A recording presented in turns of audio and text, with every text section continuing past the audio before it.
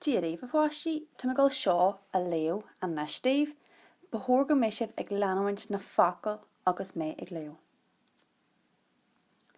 Ag Gléasadh.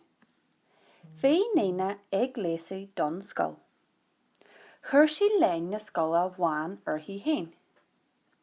Chuir sí geansaí scoile dearg orthu.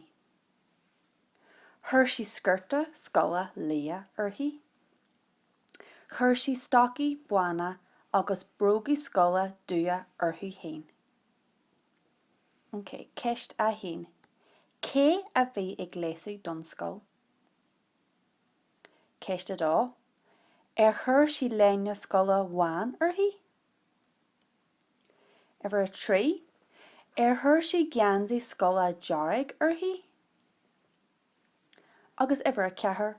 Chuir sí stocaí agus bróga donna orthu.